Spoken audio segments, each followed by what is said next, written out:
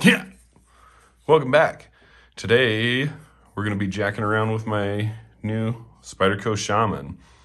And I think what we're going to do today is I am going to cut in a sharpening choil right there at the base of the blade. Right. Yeah. So I'm going to go ahead and take the knife all apart because I haven't done that yet and I want to clean it anyways. So I'm going to take that all apart, get the blade just freestanding by itself. And I think what I'm going to do is go ahead and put it in the vise of my wicked edge and cut it in that way, well, just to hold it steady that way. And I'm going to use this here Dremel machine to go ahead and chop in a sharpening choil. So give me a second and I'll get everything ready. I'll be right back. Okay, we're back. So obviously I have the knife disassembled and mounted in the vise. I don't have it marked or measured or anything like that. So I just slapped it in there so it would hold it steady, just a little tape so it doesn't scratch up the finish. Now the goal here is, so along the, I guess it would be the top side of the bevel here, I want to, all the way right up here in the corner, the notch that I'm going to put in there, I want it to just barely eclipse this line right here.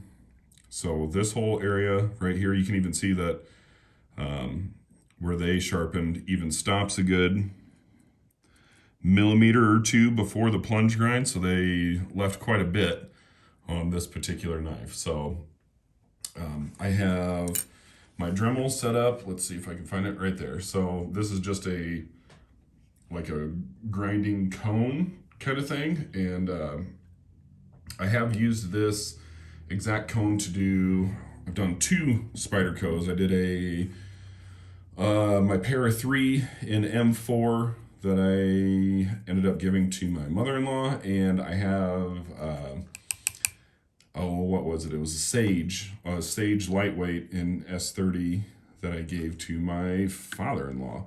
So they both have the knives that I have notched, and it turned out pretty good. But by no means am I an expert. So like for me right here, right now, I have my fingers crossed that I'm not going to severely jack this all up. So I don't think that that's the case. But you know, basically I'm just freaking winging it here. So proceed with caution and don't use this as a template for what to do, and perhaps maybe use it as a template for what not to do. So I don't know how well you're going to be able to hear me while this Dremel's going. So sorry and shit for it being annoying. But basically I'm just going to get in here, and I am not in any type of hurry because I don't want to overheat this. I don't want to go in a direction or, you know, go too deep or go too far on here and jack it up. I really don't want to get into the metal here on the plunge grind side of it. So just that dude right there is what I'm after. So yeah, that's basically it. So I guess let's get started.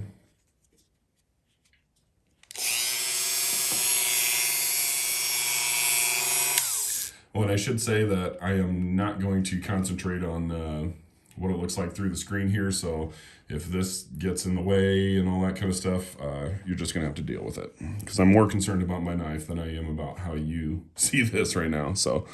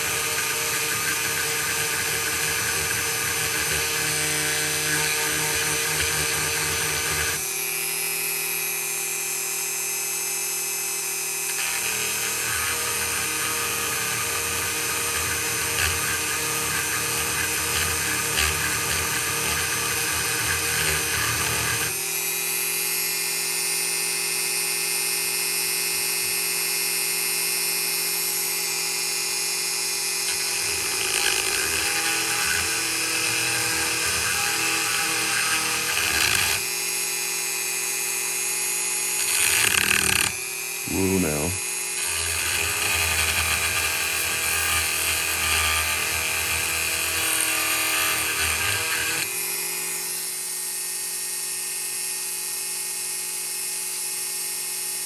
That's pretty close. Maybe a touch more.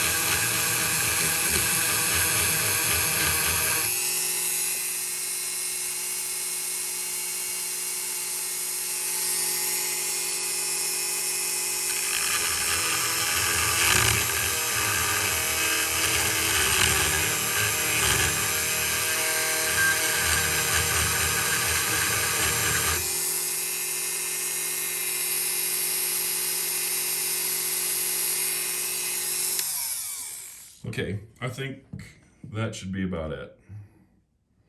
That's how it turned out.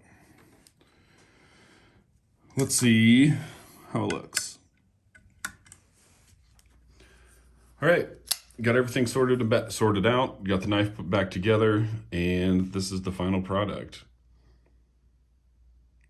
So you can see I just took it just a touch further than the grind from the bevel there.